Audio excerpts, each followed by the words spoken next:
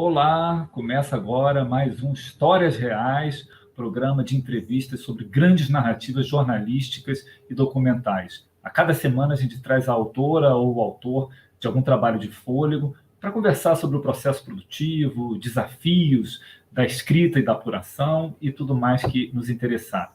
Meu nome é Diogo de Holanda, eu sou professor de jornalismo da PUC de São Paulo. E eu sou Fábio Cipriano, também professor da PUC de São Paulo.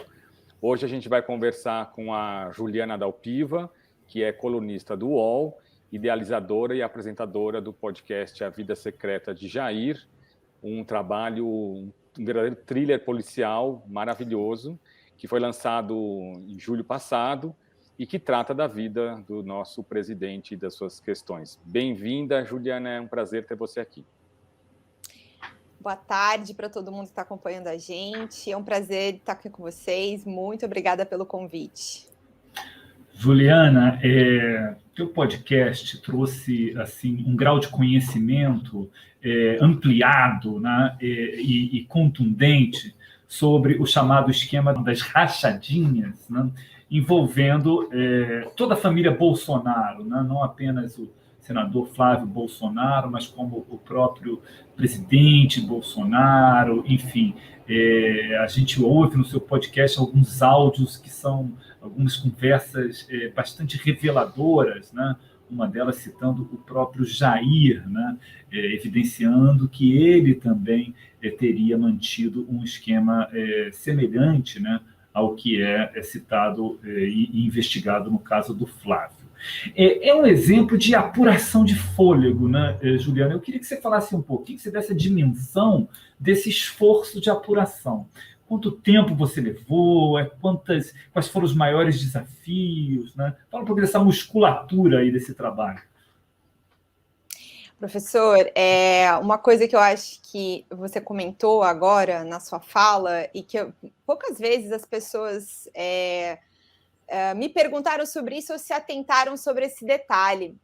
O podcast a gente decidiu dar o nome de A Vida Secreta de Jair, muito por entender que essa história que as pessoas popularmente se referem como esquema da rachadinha, na verdade, é a história da vida do presidente Jair Bolsonaro. Conforme eu fui, enfim, ao longo desses últimos, são 3 anos praticamente trabalhando especificamente sobre esse tema, sobre essas questões, investigando, claro que a partir, sobretudo, da divulgação do relatório do COAF, numa matéria de um outro colega grande jornalista, que é o Fábio Serapian, que hoje trabalha na Folha, mas na época trabalhava no Estado de São Paulo, essa matéria saiu no Estado de São Paulo.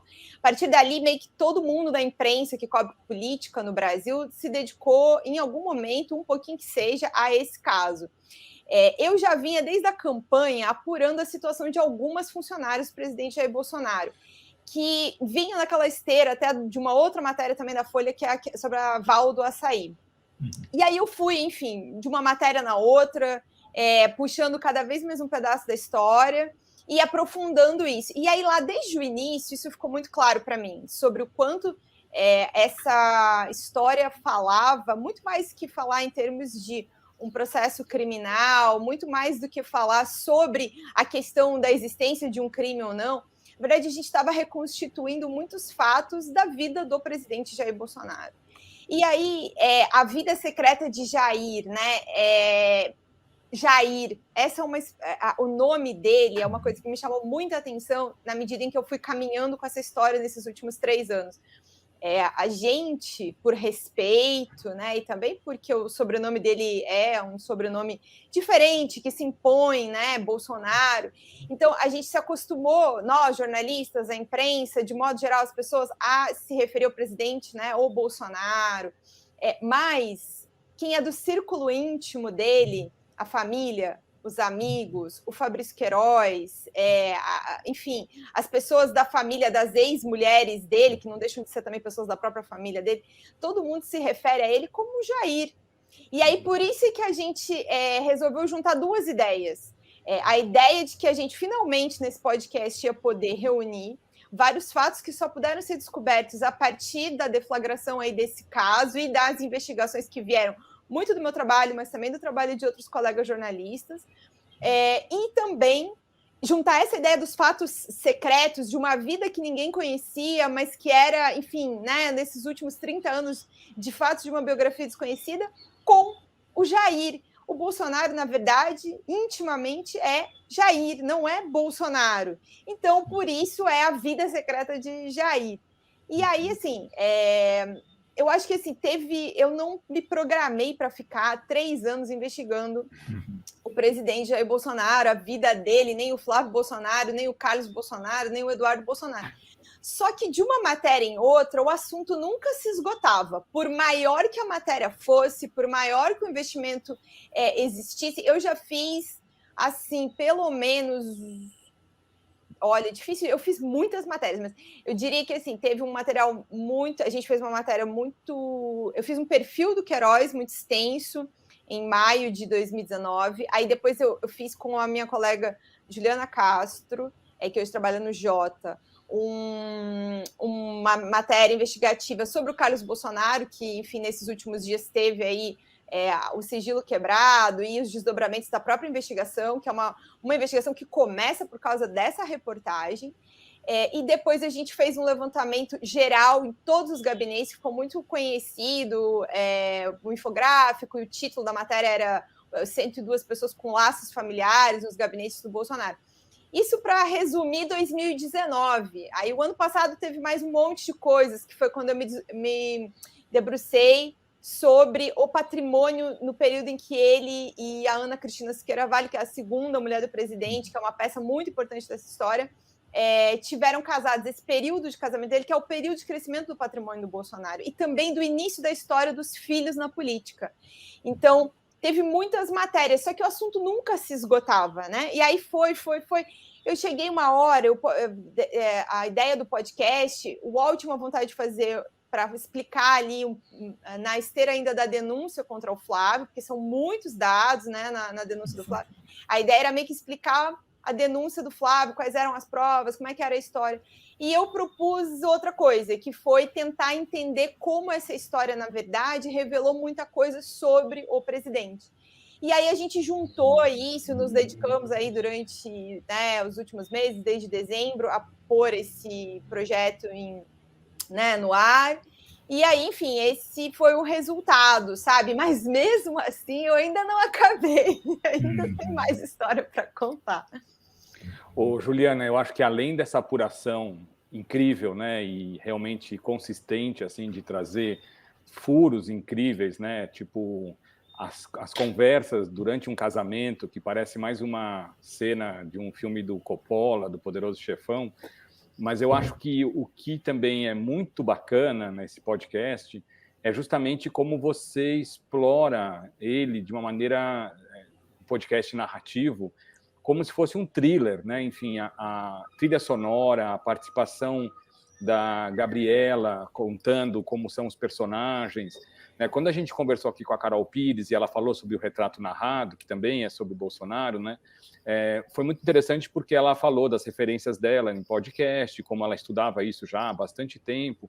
Queria saber, no seu caso, né, há quanto tempo você namora a ideia de podcast, se isso é uma coisa antiga já, porque ele realmente prende a gente. Quando você vê, passou, né, o programa, o episódio inteiro e a gente parece que foram 5 minutos. Então, isso é algo muito particular dentro de podcast. Conta pra gente um pouco sobre isso. Então, eu, evidentemente, que ouvi o podcast da Carol, né? Eu dei entrevista para ela até no último episódio, compartilhei com ela um pouco dessas minhas histórias. É um podcast maravilhoso, é um trabalho incrível também dela nesse sentido, de dedicação, de compreensão, até psicológica do presidente. Então, assim, eu me inspirei em algumas coisas do trabalho dela, sim, mas eu diria que para mim também foi bem decisivo na experiência, até porque eu ouvi primeiro, eu acho que me impactou primeiro, o Praia dos Ossos, que também é da Rádio Novelo, e a história do assassinato da Ângela Diniz, né? Revisitado muitos anos depois para tentar, em algum aspecto ali, a narradora, né, a Branca, queria revisitar um episódio da vida dela em que ela própria não tinha compreendido como é que aquilo tudo tinha acontecido daquela maneira, e tinha algumas coisas que ela queria ela própria enfrentar, né? Eu senti na narração da Branca, ouvindo a Branca narrar ali a própria experiência dela, a vida dela ali dentro daquilo, que eu tinha uma história para contar também, que ela estava aqui na minha garganta, sabe? Tem coisa, eu tenho que contar, tem a história, ou seja, os fatos, como é que eles aconteceram, né? Vamos dizer assim, como a investigação começou, para onde ela foi, o que tem a ver com, né, o passado do Bolsonaro, mas outra coisa também é a minha incursão no meio dessa história, né? Assim, eu tentando descobrir isso.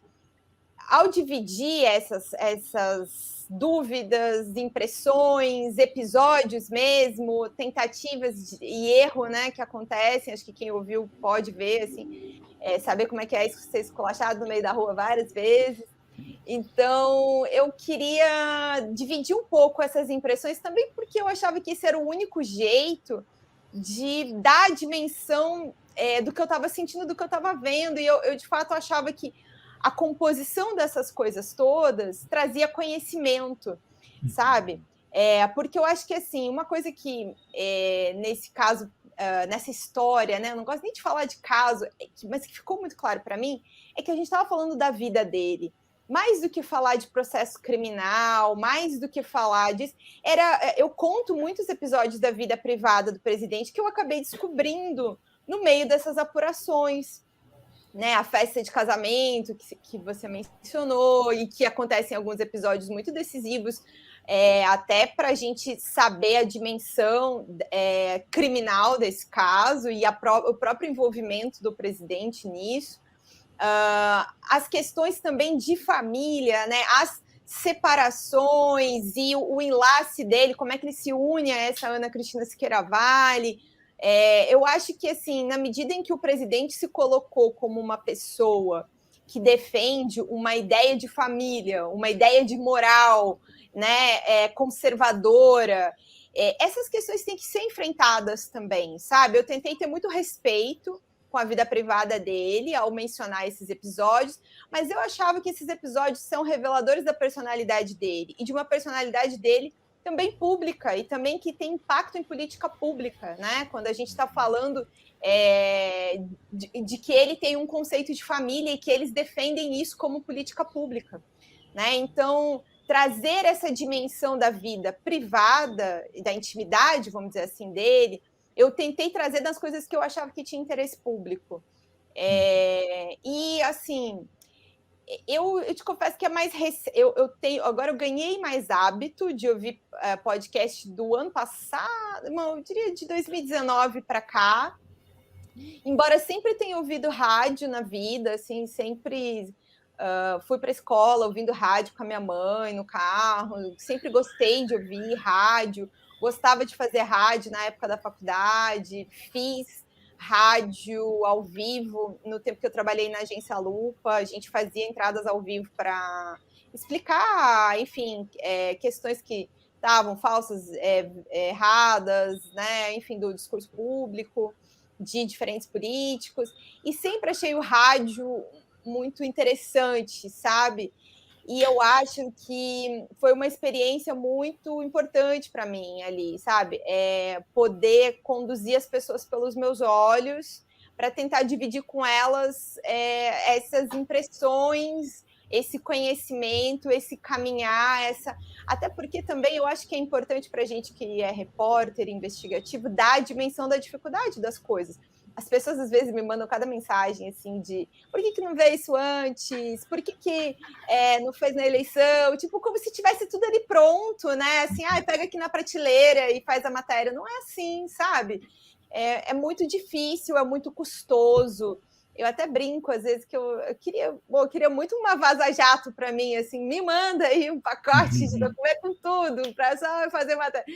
Sabe, assim, não é muito difícil, sabe? Assim, é muito tempo convencendo pessoas a te receber, a conversar, a confiar em você, ou mesmo, assim, tentando encontrar informações, documentos, pessoas. e às vezes não dá certo, e não dá certo na segunda vez que você tenta também, nem na terceira, e aí você tenta de novo, daí você tenta de outro jeito. Acho que tem um grau de teimosia, assim, bem grande também para fazer as coisas acontecerem, sabe? E aí eu acho que foi um pouco isso, assim, eu realmente fiquei intrigada desde o início, com respostas para algumas perguntas, e mantive essas perguntas. Ainda tenho mais uma porção delas, assim, sabe? Que eu continuo tentando responder. Juliana, você acha que o Fábio destacou algumas questões que têm a ver com a narrativa, né? Com esse formato narrativo do podcast, né? Que é um formato que acaba, assim, talvez representando um novo momento desse casamento do jornalismo com o entretenimento, digamos. Né? Ele dá um caráter de thriller, ele instiga, tem a trilha sonora que é um pouco, né, espetacular. Pá, pá, pá. Você diria que o sucesso dos podcasts nos fazem também pensar sobre certa insipidez, né, sobre os limites também da narrativa escrita, né? Porque você optou, né, entre a sua coluna no UOL, né, e o podcast, você optou pelo UOL, e foi, perdão, pelo podcast. E foi uma opção pelo atrativo narrativo, né, do podcast. Né? Você acha que isso pode, de certa maneira, nos fazer rever a maneira de contar no jornalismo escrito? Olha, o que eu vou te dizer? Eu adorei a experiência, embora ela tenha sido muito difícil, sabe? Assim, não foi nada simples. Agora, eu trouxe toda a minha bagagem de grandes histórias. Eu tive essa sorte, assim, sabe? De ter trabalhado com pessoas muito competentes, de grandes reportagens, assim. Para mim... antes do UOL, eu trabalhava na equipe da redação integrada do Globo da época, e eu tive a sorte na vida de ter trabalhado com Daniela Pinheiro, com Plínio Fraga, que são dois grandes jornalistas, né? E ser assim colocada no desafio de escreve aí uma matéria de 30 mil caracteres, sabe? Eu já tinha escrito, já fiz um livro quando eu terminei meu TCC, estou fazendo um outro sobre ditadura militar. Então, assim, eu acho que hoje em dia a gente tem uma crítica que eu acho que é equivocada, com a ideia, ninguém lê nada. Eu adoro ir contra as ideias prontas. Ninguém lê matéria grande, ninguém vai escutar o podcast de 50 minutos. Não vai ler a matéria grande se ela estiver mal escrita, por mais importante que seja o assunto. Não vai ler. Aí se for aquela chatice, né? Hoje, não sei o quê. Tipo, eu acho que as coisas têm que cumprir o seu fim. Se é uma notícia que é importante, ela não precisa ser super extensa. Você pode pensar maneiras estratégicas de dar volume a isso. As colunas de notas mesmo, elas acabam, às vezes, fazendo sucesso nesse sentido. Elas fazem vários títulos ali, as pessoas estão com pressa. É uma coisa que é uma notícia, né, pronta. De fato, você não precisa escrever 10, 15 parágrafos, às vezes, para isso, sabe? Você pode fazer uma outra matéria de contexto, e aí dar a notícia principal levemente contextualizada, criar uma outra. É uma opção, é uma discussão.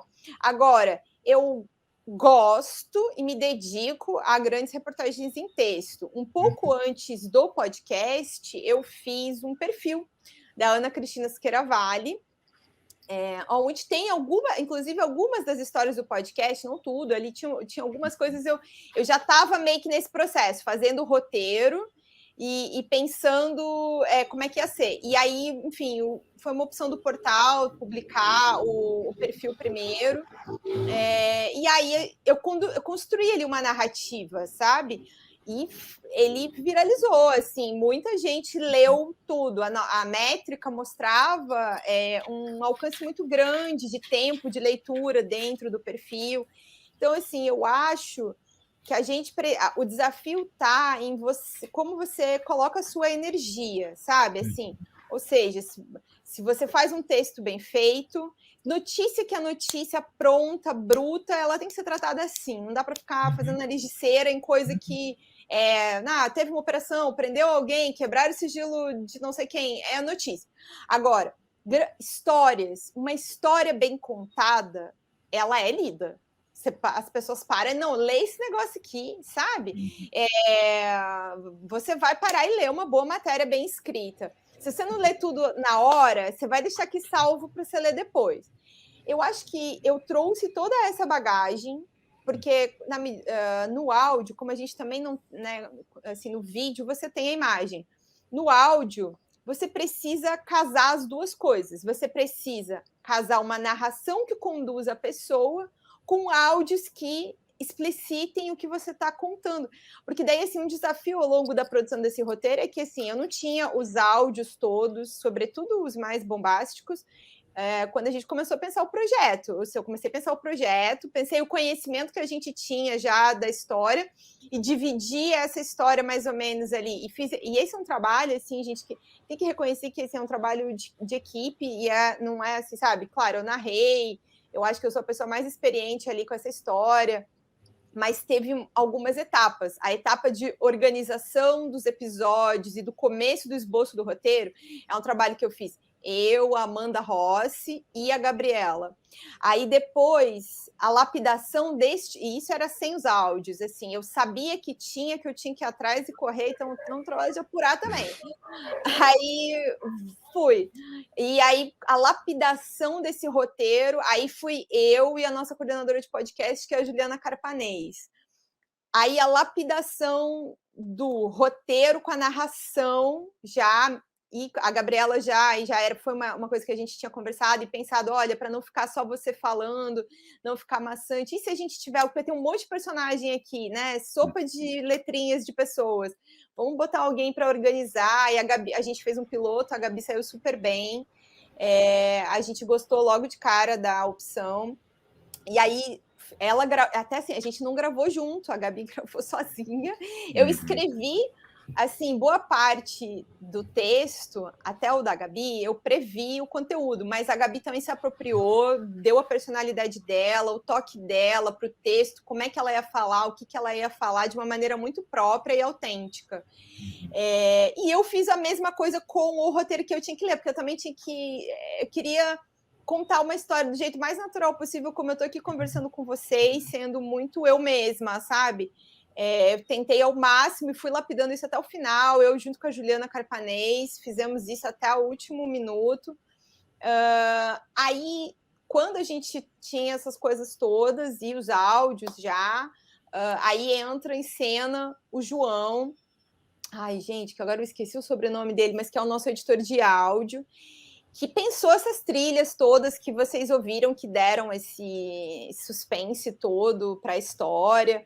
E assim, ele foi juntando, foi testando, colocou a gente para ouvir, aí a gente foi ouvindo, dando pitaco em cima, né? Mas já muito dessas trilhas, ele já foi uma coisa que ele sentiu, sabe, que tinha que ser. As trilhas foram muito escolhidas por ele, a gente não deu tanto pitaco. Agora, uma coisa que eu vou dividir aqui para a gente dar risada até.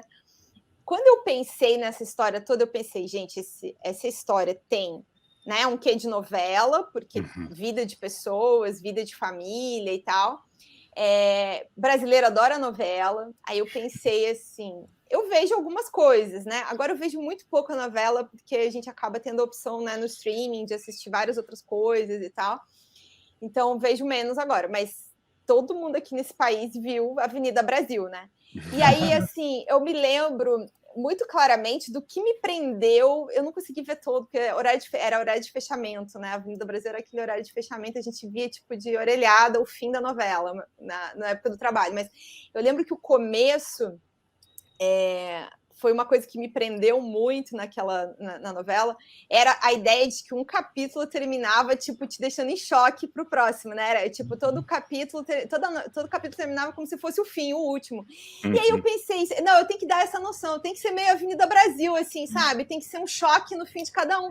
Que aí isso vai fazer alguém parar para ouvir essa história pesada, dura, mas que tem esses momentos de descontração. E eu também pensei isso, eu falei assim, olha, eu também preciso conduzir esse roteiro de um jeito a contar para alguém que é altamente especializado, ou seja, meus colegas jornalistas que conhecem essa história, mas eu também quero que a minha mãe escute e ache interessante, quero que o meu irmão, que gosta, daí ele já é geração podcast, sabe? Desde Caso Evandro, Projeto Humanos, meu irmão é super fã, ouvia e me contava, aí que eu fui ouvir o Projeto Humanos. Ele é mais novo, né? Eu sou mais velho. Aí... botei meu irmão foi meu teste também, assim, quando eu tava produzindo, eu botei, bom, se ele gostou, ele, né, ali, 25 anos, vai gostar, aí, enfim, vai dar certo, é um caminho, sabe? Então, foi um pouco tentando entender que tinha uma história grande para contar, sabe? Eu acho que só que a gente tem que entender que cada uma dessas coisas, ela cabe numa caixa. Não dá para fazer podcast narrativo de qualquer história. Você, de fato, precisa ter uma história para contar. Não é uma notícia. Senão você faz um mesa-cast, senta ali, né? Mesa redonda, senta todo mundo, conversa, debate. Essa é uma coisa. E tem notícia que é notícia, então você precisa entender o que é mais importante ser feito, sabe? Do que simplesmente vamos fazer um podcast por fazer um podcast, ou vamos fazer uma matéria grande por fazer uma matéria grande, ou vamos dar uma notícia mal dada. Eu acho que as coisas dão certo quando você pensa, né? Assim, às vezes do volume na velocidade, às vezes não dá tempo, mas é necessário planejar para você entender como é que você é a melhor maneira de tratar esses assuntos. Ô, Juliana, a gente tem um minutinho, então já te agradecendo, assim, uma última pergunta rapidamente. Eu vi um desabafo seu nas redes de que estavam usando áudios sem darem o crédito, e eu acho também esse um debate super importante, né? Porque o seu podcast veio quase como uma bomba com esses áudios todos. Você foi muito compartilhado mesmo isso? Conta um pouco desse desabafo. Olha, assim, eu sei que a gente, ainda mais na internet, né? Botou na internet e a gente fez também. Eu fiz material com uma amiga minha, específico de alguns áudios, porque eu sei que era um jeito de chamar as pessoas para ouvir. Mas, às vezes, infelizmente, tem isso, assim, eu acho que existe, assim, sei lá, pessoas públicas, para além de jornalistas, tá, que catam o trabalho da gente, embalam lá nos seus tweets, Facebook, Instagram e tal, sem acreditar, às vezes, tipo, saiu na imprensa, um negócio assim. Agora, eu acho que a gente, como jornalista... eu tentei, assim, acho que vocês ouviram no podcast, eu fiz referência a trabalhos de muitas pessoas, nem contei quantos, entendeu? Coisas de anos, às vezes. Não entrevistei muitos jornalistas, porque, enfim, também tinha uma questão de guardar sigilo do trabalho que estava sendo feito, que daí não era uma tarefa muito simples, porque se eu fosse chamar os principais, tipo, todo mundo está cobrindo, é difícil. Mas eu tentei situar ali as matérias mais importantes da história, com os nomes até dos colegas jornalistas, sabe? Então, assim, eu fico chateada quando eu vejo que isso é reproduzido à frente... o áudio, assim, como se tivesse brotado por geração espontânea, sabe? De modo geral, as pessoas... assim, eu acho que para colegas jornalistas, tá? Eu acho que, de um modo geral, teve muito respeito, sim. Os maus exemplos são menores do que os bons. Só que eu acho que, assim, é uma coisa que está muito ainda... A gente ainda, quando não reconhece o trabalho do colega, a gente não valoriza a própria classe, o próprio trabalho. Hoje é comigo, amanhã é com o outro, claro. Sabe? Então, é ruim para tudo, assim. Eu tento sempre valorizar. Inclusive, assim, na coluna eu tenho mais liberdade nesse sentido. Eu coloco não só o nome do veículo, como coloco o nome dos colegas também, eu acho, sabe? Porque a profissão passa por um momento difícil, né? E a gente trabalha muito, sabe? Muito mesmo, para conseguir determinadas matérias, né? E aí não custa, sabe? Assim, na verdade, é um mínimo, né? Você está usando o trabalho de outra pessoa, sabe? Se você cita um autor de um livro, por que você não vai citar o autor de uma grande reportagem, sabe? Não consigo entender, às vezes, determinar esse comportamento. Muito bem, Juliana. Infelizmente chegamos ao fim. Mais uma vez, obrigado pela sua presença, enfim, foi muito boa a conversa. E parabéns pelo trabalho, tá? Foi assim, parabéns. Admirável mesmo. Obrigada, gente. Desculpa aqui que a gente até estourou o tempo, né? Eu falo demais. Um beijão para vocês. Não, que bom. Até a próxima, tá bom? Até.